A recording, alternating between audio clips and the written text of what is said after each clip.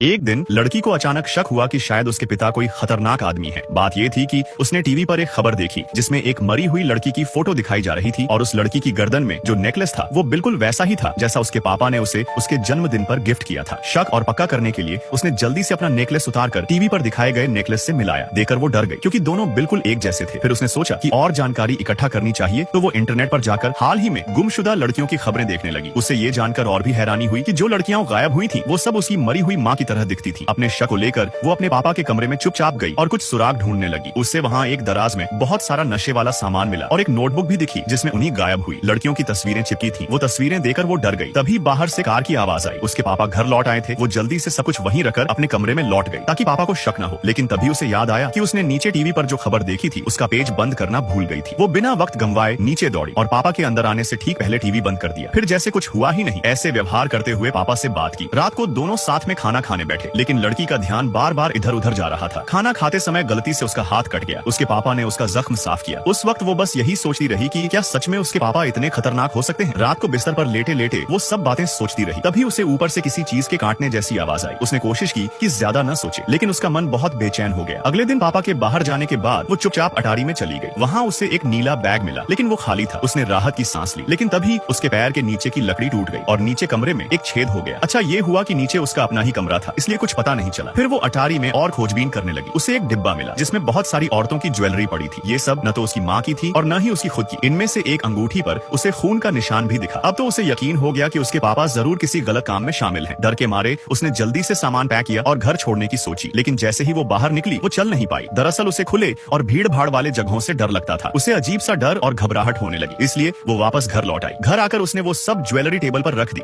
और तय किया कि अब वो अपने पापा से सीधा सवाल करेगी। जब उसके पापा घर लौटे तो उसने उनसे पूछा कि ये ज्वेलरी कहाँ से आई। पापा ने कहा कि ये सब उसकी माँ की थी। फिर उसने खून लगी अंगूठी दिखाई तो पापा ने कहा कि वो खून नहीं पेंट है। फिर उसने वही नेकलेस दिखाया जो पापा ने उसे दिया था और बताया कि टीवी पर मरी लड़की ने भी वैसा ही पहना हुआ था। ये सुनकर उसके पापा थोड़े गुस्सा हो गए। लड़की डर गई और ऊपर अपने कमरे की ओर भागी। दरवाजे को बंद कर दिया और उसके आगे टेबल लगाकर रोक लगा दी। पापा ने उसे बाहर निकलने को कहा, लेकिन वो नहीं मानी। उसने पुलिस को फोन किया, लेकिन तब उसके पापा ने एक बड़ा ड्रिल मशीन निकाला और दरवाजा तोड़ने लगे। दरवाजा तोड़कर वो अंदर घुस आए और लड़की को बिस्तर पर पकड़ लिया। लड़की ने सोचा कि अब भी कुछ करना ठीक नहीं, तो उसने चुपचाप रहकर सब शांत करने की कोशिश की। थोड़ी ही देर में पुलिस भी आ गई, लेकिन पापा ने कहा कि लड़की मानसिक दवाएं लेती है और गलती से पुलिस को कॉल कर दिया होगा। पुलिस बिना ज्यादा पूछताछ किए लौट गई। इसके बाद लड़की ने सोचा कि अब इंटरनेट पर किसी से मदद मांगे। उसने कंप्यूटर खोला, लेकिन रात के वक्त कोई ऑनलाइन नहीं था। आखिर में उसने सोचा कि खुद को बचाने के लिए कुछ करना होगा। वो नीचे गई, चुपचाप एक चाकू उठाया और ऐसे ही दिखाया जैसे पानी पीने जा रही हो, लेकिन तभी उसके पैर में एक कील चुभ गई और उसी वक्त उसके पापा सीढ़ियों से नीचे उतरने लगे। अब जो होने वाला था लड़की को नहीं पता था, लेकिन वो बहुत डरी हुई थी और किसी तरह खुद को बचाने की कोशिश कर रही थी।